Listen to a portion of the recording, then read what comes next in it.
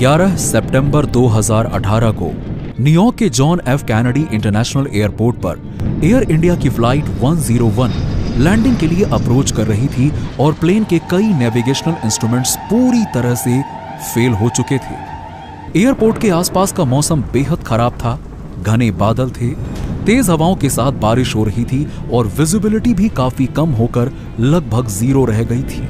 मौसम के खराब होने पर लैंडिंग में मदद करने वाला प्लेन का ILS यानी इंस्ट्रूमेंट लैंडिंग सिस्टम भी पूरी तरह से फेल हो चुका था और प्लेन में फ्यूल सिर्फ इतना बचा था जितने में प्लेन केवल एक बार लैंडिंग की कोशिश कर सकता था। ऐसे में प्लेन में बैठे 357 लोगों की जिंदगी का फैसला पूरी तरह से कॉकपिट में बैठे पायलट्स के हाथ में था। क्या पायलट्स प्लेन को मुसीबतों के इस तूफान से बाहर निकाल पाएंगे या ये तूफान इस प्लेन को ही निगल जाएगा? धड़कनें ठहरा देने वाली ये कहानी है एयर इंडिया की फ्लाइट 101 की। नई दिल्ली की सितंबर की एक सामान्य रात थी जब शहर के इंदिरा गांधी इंटरनेशनल एयरपोर्ट पर 342 लोग न्यूयॉर्क जाने वाली अपनी 14 घंटे लंबी फ्लाइट का इंतजार कर रहे थे। भारत से सीधे अमेरिका जाने वालों के लिए उस समय एयर इंडिया की फ्लाइट 101 सबसे पसंदीदा ऑप्शन थी और ऐसा इसलिए था क्योंकि करीबन 12,000 किलोमीटर के हवाई सफर को यह फ्लाइट बिना किसी रिफ्यूलिंग के पूरा करती थी। एक बार में भारत के नई दिल्ली से सीधे अमेरिका के न्यूयॉर्क तक का सफर कराने वाली एयर इंडिया की यह फ्लाइट कंपनी के लिए भी सबसे महत्वपूर्ण फ्लाइट्स में से एक थी। आज की इस फ्लाइट के लिए बोइंग 777-300 सीरीज का एयरक्राफ्ट यूज किया जा रहा था जिसमें 2GE90-115B इंजन लगे हुए थे। इस एयरक्राफ्ट को लगभग 9 साल पहले 2009 में एयर इंडिया की फ्लीट में शामिल किया गया था और तब से लगातार ये एयरक्राफ्ट कंपनी के लिए अपनी सेवाएं दे रहा था। आज की इस फ्लाइट में कुल 4 पायलट्स की टीम मौजूद थी। हालांकि आमतौर पर इस सीरीज के एयरक्राफ्ट को फ्लाई करने के लिए 2 पायलट्स की टीम ही काफी होती है, लेकिन इस फ्लाइट के दौरान प्लेन को करीबन 14 घंटे तक फ्लाई करते हुए करीबन 12,000 किलोमीटर की दूरी तय करनी थी और इतनी लंबी फ्लाइट्स में पायलट्स को पर्याप्त आराम देने के लिए उन्हें रिप्लेस करना जरूरी होता है। यही वजह थी कि इस फ्लाइट में 2 के बजाय 4 पायलट्स की टीम मौजूद थी। इस टीम में इस सीरीज के एयरक्राफ्ट को 3500 से ज्यादा घंटों तक फ्लाई करने वाले और फ्लाइट्स के कमांडर रुस्तम पालिया, उनके साथ को पायलट विकास, कैप्टन सुशांत सिंह और कैप्टन DS भाटिया मौजूद थे। फ्लाइट से पहले की जाने वाली रूटीन प्री फ्लाइट ब्रीफिंग के दौरान एयरलाइंस के इंजीनियरिंग स्टाफ ने पायलटों को एक अहम जानकारी दी। उन्होंने कहा कि फ्लाइट की APU यानी कि ऑक्सिलरी पावर यूनिट काम नहीं कर रही थी। APU प्लेन के अंदर इंजन्स के बंद होने के दौरान प्लेन के इक्विपमेंट्स को चलाने के लिए पावर सप्लाई करती है, लेकिन बोइंग 777 में APU के ऑल्टरनेटिव के तौर पर यह काम बैटरी से मिलने वाली एनर्जी पर किया जा सकता था। APU के काम ना करने के बावजूद भी पायलट्स ने फ्लाइट को कंटिन्यू करने का डिसीजन लिया। ब्रीफिंग के दौरान यह भी बताया गया कि जिस रूट से ये एयरक्राफ्ट फ्लाई करने वाला था वहां मौसम खराब होने की बहुत अधिक संभावना थी। खराब मौसम फ्लाइट के दौरान तो ठीक है, लेकिन विशेष रूप से लैंडिंग के समय पायलट्स के लिए कई तरह की परेशानियां खड़ा कर सकता है। कभी कभी तो हालात ऐसे हो जाते हैं कि एयरपोर्ट पर लैंड कर पाना ही पॉसिबल नहीं होता।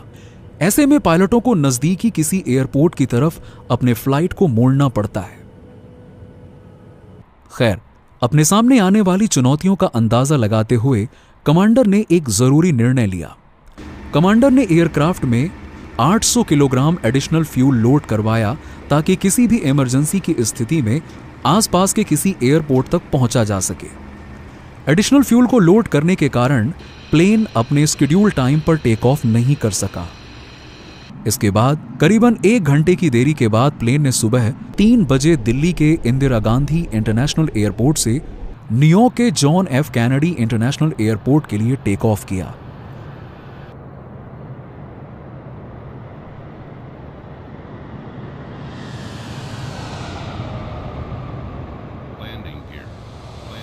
टेक ऑफ के कुछ मिनटों के भीतर ही एयरक्राफ्ट अपनी निर्धारित ऊंचाई पर पहुंच गया। फ्लाइट के टेक ऑफ के लगभग 40 मिनट के बाद जब फ्लाइट करीबन 30,000 फीट की ऊंचाई पर पाकिस्तान के हवाई क्षेत्र से गुजर रहा था, तभी कॉकपिट में लगी स्क्रीन पर अचानक से एक मैसेज दिखाई दिया, रेडियो अल्टीमीटर सिंगल सोर्स। हालांकि मॉडर्न एयरक्राफ्ट्स में एक से ज्यादा रेडियो अल्टीमीटर लगाए जाते हैं ताकि किसी भी अल्टीमीटर के खराब होने के बाद भी पायलट्स को प्लेन की सही पोजीशन का पता चलता रहे। फ्लाइट 101 में कुल 3 रेडियो अल्टीमीटर लगे हुए थे, लेकिन पायलट्स के सामने लगी स्क्रीन पर जो वार्निंग मैसेज आ रहा था उसका मतलब यह था कि इस समय ये एयरक्राफ्ट केवल एक रेडियो अल्टीमीटर से मिल रहे सिग्नल पर काम कर रहा था। तो अल्टीमीटर प्लेन के इंस्ट्रूमेंट लैंडिंग सिस्टम यानी कि ILS का पार्ट होता है, जो कि रेडियो वेव्स को जमीन पर भेजता है और फिर उनके वापस आने के टाइम को कैलकुलेट करके प्लेन की ऊंचाई का पता लगाता है। हालांकि जब प्लेन काफी ऊंचाई पर फ्लाई कर रहा होता है तो रेडियो अल्टीमीटर की जरूरत कम हो जाती है, क्योंकि ऊंचाई पर पहुंचने के बाद प्लेन में लगे बैरोमीटर जैसे दूसरे इंस्ट्रूमेंट से मिल रही जानकारी के आधार पर एयरक्राफ्ट की ऊंचाई का पता चलता रहता है। इसीलिए पायलट्स ने इस समस्या पर ज्यादा ध्यान नहीं दिया और इमरजेंसी लैंडिंग जैसे किसी प्रोसीजर को फॉलो करने के बजाय उन्होंने अपनी फ्लाइट को जारी रखा। इसके करीबन 10 घंटे के बाद जब यह प्लेन ग्रीनलैंड के पास अटलांटिक महासागर के ऊपर फ्लाई कर रहा था, तभी पायलट्स को अपने सामने लगी स्क्रीन पर एक दूसरा वार्निंग मैसेज दिखाई दिया, TCAS फेल्ड। TCAS यानी ट्रैफिक कोलिजन अवॉइडिंग सिस्टम। अब ये एक ऐसा सिस्टम होता है जो एयरक्राफ्ट को आसमान में अपने आसपास उड़ रहे किसी दूसरे एयरक्राफ्ट से टकराने से बचाता है। हालांकि बोइंग 777-300 सीरीज जैसे एडवांस एयरक्राफ्ट्स में TCAS सिस्टम के फेल होने की स्थिति में कई अन्य ऑप्शन मौजूद होते हैं। इसीलिए पायलट्स ने एक बार फिर से इस समस्या को भी नजरअंदाज करके अपनी यात्रा को जारी रखा। लेकिन अब यहां पे एक नया सवाल उठने लगा था।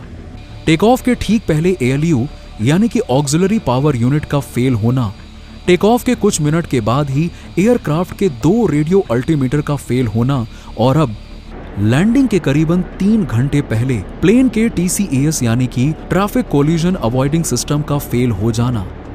क्या ये महज एक संयोग था या एयरक्राफ्ट में वाकई में कोई बड़ी गड़बड़ी होना शुरू हो गई थी, जिसके कारण एक एक करके प्लेन के अलग अलग सिस्टम्स फेल हो रहे थे? इन सभी सवालों के बीच पायलट्स ने अपनी यात्रा को जारी रखा और न्यूयॉर्क के समय अनुसार सुबह के करीबन 6:10 पर प्लेन ने शहर के एयर स्पेस में प्रवेश किया। गुड मॉर्निंग ATC, ये एयर इंडिया 101 है और हम रनवे 04 पर लैंडिंग करने के लिए आगे बढ़ रहे हैं। गुड मॉर्निंग, आप JFC कंट्रोल टावर से संपर्क में हैं। कृपया ध्यान दें, एयरपोर्ट पर मौसम बहुत खराब है, बादल काफी नीचे हैं। आप रनवे 04 पर लैंडिंग करने के लिए आगे बढ़ सकते हैं। वैसे न्यूयॉर्क का मौसम वाकई में बेहद खराब था। तेज हवाएं पूरे शहर में बह रही थीं और रुक रुक कर बारिश हो रही थी। खराब मौसम ने विजिबिलिटी को बेहद लिमिटेड कर दिया था, जिससे किसी भी फ्लाइट के लिए सुरक्षित लैंडिंग कर पाना अपने आप में एक चुनौती बन चुका था। एयरपोर्ट की वेदर रिपोर्ट के अनुसार उस समय एयरपोर्ट पर बादलों की ऊंचाई जमीन से महज 200 फीट तक रह गई थी। फ्लाइट 101 के नेविगेशनल इंस्ट्रूमेंट्स के साथ छोड़ने के बाद अब पायलट्स को लैंडिंग के लिए प्लेन को मैनुअली ही रनवे के साथ अलाइन करना था। लेकिन इतनी कम विजिबिलिटी में फ्लाइट्स के पायलट के लिए रनवे को देख पाना ही लगभग नामुमकिन था। इन सभी परिस्थितियों ने एयर इंडिया 101 के हालात को बेहद संवेदनशील बना दिया था। उनके पास समय और ईंधन दोनों ही बेहद सीमित मात्रा में बचे थे। इस तरह की परिस्थितियां एक पायलट के लिए सबसे कठिन मानी जाती हैं, खासकर जब फ्लाइट के नेविगेशनल सिस्टम्स पहले ही खराब हो चुके हों। इसीलिए आज का यह दिन फ्लाइट 101 के पायलट्स के लिए और भी चुनौतीपूर्ण साबित हो रहा था। एयरपोर्ट्स के खराब मौसम के कारण विजिबिलिटी भी लगभग 400 मीटर की ही रह गई थी। लेकिन इसके बावजूद कोई और दूसरा रास्ता न देख पायलट्स ने एयरपोर्ट पर लैंडिंग के लिए परमिशन मांगी। एटीसी से लैंडिंग की अनुमति मिलते ही पायलट्स ने तुरंत प्लेन के इंस्ट्रूमेंट लैंडिंग सिस्टम यानी कि आईएलएस को एक्टिवेट करने की कोशिश की। आईएलएस का काम रनवे से आने वाले रेडियो सिग्नल्स को ट्रैक करके प्लेन को रनवे के साथ सटीक तौर पर अलाइन करना होता है, लेकिन बदकिस्मती से पायलट्स के एक्टिवेट करने के बाद भी फ्लाइट 101 के आईएलएस ने कोई रिस्पॉन्स नहीं दिया। दरअसल प्लेन का आईएलएस यानी कि इंस्ट्रूमेंट लैंडिंग सिस्टम भी फेल हो चुका था, यानी कि पायलट्स की चुनौतियां अब और भी ज्यादा बढ़ गई थी। ऐसे में अब उन्हें प्लेन को बिना आईएलएस के ही रनवे के साथ अलाइन करना था। आईएलएस के फेल हो जाने के बाद पायलट्स ने प्लेन में लगे दूसरे ऑल्टरनेटिव सिस्टम का सहारा लेने का निर्णय लिया। इसके लिए पायलट्स ने प्लेन के एलएनएवी और वीएनएवी यानी कि लेटरल नेविगेशन और वर्टिकल नेविगेशन सिस्टम को एक्टिवेट कर दिया। लेकिन यहाँ पे भी समस्या ये थी कि एलएनएवी और वीएनएवी सिस्टम की मदद से प्लेन को रनवे के साथ अलाइन करने के लिए पायलट्स का रनवे को देख पाना काफी जरूरी होता है। लेकिन न्यूयॉर्क शहर का खराब मौसम आज फ्लाइट 101 के पायलट्स को ऐसा कर पाने से रोक रहा था। इन सारी चुनौतियों के बीच पायलट्स ने प्लेन को रनवे के साथ अलाइन करना शुरू कर दिया और प्लेन के लैंडिंग गियर्स डाउन कर दिए। लेकिन पायलट्स की चुनौतियां खत्म होने का नाम ही नहीं ले रही थी। जैसे ही पायलट्स ने लैंडिंग गियर डाउन किया, कॉकपिट में अचानक से एक और अलार्म गूंज उठा। ये अलार्म बता रहा था कि प्लेन के लैंडिंग गियर पूरी तरह से लॉक पोजीशन में नहीं पहुंचे थे। अलार्म बजने के तुरंत बाद पायलट्स ने कॉकपिट में मौजूद इमरजेंसी चेकलिस्ट का रुख किया और ये पता लगाने में जुट गए कि क्या असल में प्लेन के लैंडिंग गियर सही से लॉक नहीं हुए थे क्या, या फिर ये महज किसी सेंसर की गड़बड़ी थी। कुछ ही सेकंड्स में चेकलिस्ट की मदद से ये बात पूरी तरह से साफ हो गई कि ये एक फॉल्स अलार्म था, यानी कि लैंडिंग गियर असल में पूरी तरह से नीचे आ चुका था, लेकिन सिस्टम ने गलत तरीके से अलार्म को ट्रिगर कर दिया था। अब ये प्लेन करीबन 5 किलोमीटर प्रति मिनट की गति से रनवे की तरफ लगातार बढ़ रहा था और लैंडिंग गियर के लिए बजने वाले फॉल्स अलार्म ने पायलट्स को काफी डिस्ट्रैक्ट कर दिया था। इस डिस्ट्रैक्शन के बावजूद पायलट्स ने यह महसूस किया कि अभी वो सेफ लैंडिंग के लिए तैयार नहीं थे, इसीलिए उन्होंने गो ग्राउंड का निर्णय लिया। गो ग्राउंड में प्लेन एयरपोर्ट का एक और चक्कर लगाकर दोबारा से लैंडिंग करने की कोशिश करता है। पायलट्स ने इंजन के थ्रस्ट को एक बार फिर से बढ़ा दिया और प्लेन को करीबन 2000 फीट की ऊंचाई पर ले जाकर John F Kennedy international airport के कंट्रोलर से कांटेक्ट किया। हेलो, ये एयर इंडिया फ्लाइट 101 है। हमारे कुछ नेविगेशनल इंस्ट्रूमेंट्स में खराबी आ गई है, इसलिए हम रनवे पर लैंडिंग से पहले एयरपोर्ट का एक और चक्कर लगा रहे हैं। एयर इंडिया 101, आप 2000 फीट की ऊंचाई पर पहुंचें और होल्डिंग पैटर्न में जाकर इंतजार करें। Air India 101, copy that. इसके बाद पायलट्स ने कॉकपिट में एक के बाद एक फेल हो रहे सिस्टम्स को स्टेबल करने की कोशिशें शुरू कर दी। लैंडिंग की कोशिशों के बीच में एक बार फिर से पायलट्स ने कंट्रोलर को कांटेक्ट किया और उन्हें बताया कि उनके प्लेन को मैनुअल लैंडिंग करनी पड़ सकती है। होता क्या है कि आमतौर पर पायलट्स को मैनुअल लैंडिंग के लिए पूरी तरह से ट्रेन किया गया होता है, लेकिन उस दिन न्यूयॉर्क शहर का मौसम पायलट्स के लिए सबसे बड़ी चुनौती था। आईएलएस सिस्टम की मदद के बिना मैनुअल लैंडिंग के लिए जरूरी होता है कि पायलट्स कम से कम 600 फीट की ऊंचाई से रनवे को देख सकें, ताकि पायलट समय रहते प्लेन को रनवे के साथ सटीक तरीके से अलाइन कर सकें। लेकिन उस वक्त न्यूयॉर्क एयरपोर्ट पर वर्टिकल विजिबिलिटी सिर्फ और सिर्फ 200 फीट तक ही थी, यानी कि पायलट्स हवा में रहते हुए रनवे को तभी देख सकते थे जब उनका प्लेन जमीन से 200 फीट से कम ऊंचाई पर रहता। लेकिन यहां पे असल चुनौती ये थी कि महज 200 फीट की ऊंचाई से जमीन तक पहुंचने में प्लेन को महज कुछ ही सेकंड्स का समय लगने वाला था, यानी समय बहुत कम था। इस स्थिति से बचने के लिए पायलट्स ने एटीसी से किसी नजदीकी एयरपोर्ट के बारे में पूछा जहां लैंडिंग के लिए जरूरी विजिबिलिटी हो, लेकिन बदकिस्मती से उस दिन पूरा का पूरा न्यूयॉर्क खराब मौसम की चपेट में था। ऐसे में लगातार हो रहे सिस्टम फेल्योर की वजह से पायलट्स पहले ही तनाव में थे और अब मौसम भी उनकी परेशानी बढ़ा रहा था। लेकिन तभी घबराहट के उन पलों में कंट्रोलर का एक मैसेज पायलट्स के लिए एक नई उम्मीद बनकर आया। Air India 101 Kennedy international airport में मौसम में थोड़ा सुधार हुआ है और अब रनवे की वर्टिकल विजिबिलिटी बढ़कर 400 फीट हो गई है। मौसम की ये जानकारी पायलट्स के लिए बेहद इंपॉर्टेंट थी और इसके बाद अब पायलट्स ने किसी दूसरे एयरपोर्ट पर लैंडिंग के लिए जाने के बजाय कैनेडी इंटरनेशनल एयरपोर्ट पर ही लैंडिंग करने का डिसीजन ले लिया। वैसे प्लेन का TCAS सिस्टम और इंस्ट्रूमेंटल लैंडिंग सिस्टम पूरी तरह से काम करना बंद कर चुके थे और इस सिचुएशन में पायलट्स को केवल लैटरल नेविगेशन और वर्टिकल नेविगेशन के सहारे ही प्लेन को रनवे के साथ अलाइन करके लैंड कराना था। इन सब के बीच में पायलट्स के सामने एक नई चुनौती भी खड़ी हो रही थी। हालांकि कमांडर ने फ्लाइट की शुरुआत में ही एक बेहद महत्वपूर्ण डिसीजन लेते हुए 800 किलोग्राम का एक्स्ट्रा फ्यूल एयरक्राफ्ट में लोड करवाया था, लेकिन खराब मौसम और एयरपोर्ट का एक और चक्कर लगाने के कारण अब इस प्लेन में इतना फ्यूल ही बचा था कि वो सिर्फ एक बार लैंडिंग का प्रयास कर सकते थे। मौसम में हुए सुधार का फायदा लेते हुए पायलट्स ने लैंडिंग के लिए प्लेन को रनवे के साथ अलाइन करना शुरू कर दिया। पायलट्स ने एयर ट्रैफिक कंट्रोल को बताया कि वो लैटरल नेविगेशन और वर्टिकल नेविगेशन यानी LNAV और VNAV के सहारे ही लैंड करने जा रहे हैं। ऐसी लैंडिंग में किसी इमरजेंसी के होने की संभावना काफी ज्यादा होती है। ऐसे किसी अनहोनी से बचने के लिए एयर ट्रैफिक कंट्रोलर ने रनवे पर इमरजेंसी सर्विसेज के व्हीकल्स को डिप्लॉय कर दिया। अब प्लेन घने काले बादलों को चीरता हुआ तेजी से रनवे की ओर बढ़ रहा था।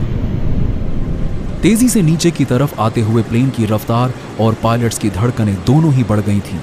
प्लेन कई किलोमीटर प्रति मिनट की रफ्तार से रनवे की तरफ लगातार बढ़ रहा था, लेकिन अभी तक पायलट्स को रनवे ही नजर नहीं आ रहा था। पायलट्स बेसब्री से रनवे के दिखाई देने का इंतजार कर रहे थे ताकि वो अपने प्लेन को रनवे के साथ अलाइन कर सके। आखिरकार जब ये प्लेन एयरपोर्ट से करीबन 2 किलोमीटर की दूरी पर था, तभी प्लेन की ऊंचाई एयरपोर्ट के वर्टिकल विजिबिलिटी के रेंज में आ गई और पायलट्स को रनवे फाइनली दिखाई देने लगा। पायलट्स तुरंत ही एयरक्राफ्ट को रनवे के साथ अलाइन करने की कोशिश करने लगे, लेकिन ये क्या, पायलट्स को पता चला कि प्लेन की ऊंचाई निर्धारित ऊंचाई से काफी ज्यादा थी। अब अगर ऐसे में जल्द ही कोई कदम नहीं उठाया गया तो प्लेन रनवे को पार करके क्रैश भी कर सकता था। ऐसे में एक बार फिर से कमांडर ने शानदार अनुभव से काम किया। प्लेन की ऊंचाई को कम करने के लिए कमांडर ने तुरंत प्लेन के नोज को नीचे की तरफ झुका दिया। इससे प्लेन की ऊंचाई तो कम हो गई, लेकिन उसकी रफ्तार निर्धारित सीमा के ऊपर हो गई। लेकिन अब पायलट्स के पास में कुछ भी करने का समय नहीं बचा था। अब बारी थी लैंडिंग की और कुछ ही सेकंड्स के बाद में प्लेन ने काफी तेज रफ्तार से रनवे से टच डाउन किया।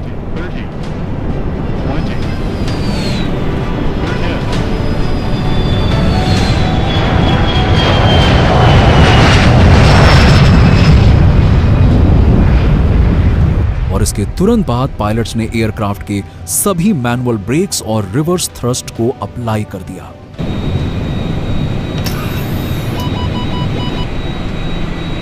पायलट्स के इस स्टेप ने काफी तेजी से अपना काम किया और आखिरकार टचडाउन के कुछ सेकंड्स के बाद ही प्लेन रनवे के सेंटर लाइन पर आकर ही थम गया।